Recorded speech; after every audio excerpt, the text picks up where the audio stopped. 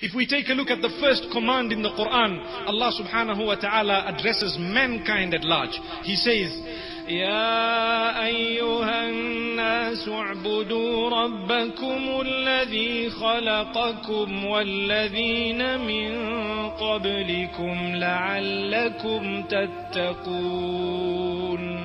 O people, worship your Rabb.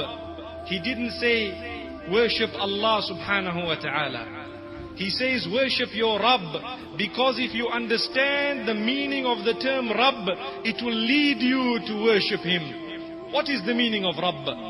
Rabb is the creator, nourisher, cherisher, sustainer, protector of one and all. The one whom, when we are sick, we call out to Him. He is the one who owns cure, the one who owns sustenance, the one who owns absolutely everything, the one whom we shall return to, the one who can hear the call of the distressed when He calls. That is the meaning of the term Rabb.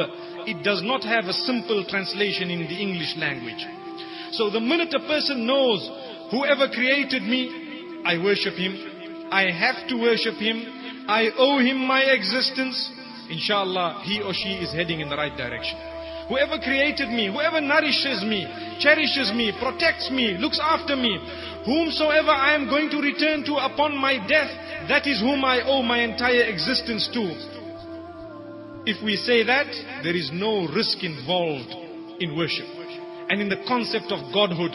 May Allah subhanahu wa ta'ala make us steadfast and strong. For this reason, no religion can ever go beyond Islam in explaining the concept of Godhood. In Islam, the concept of Godhood has absolutely no flaw, flawless.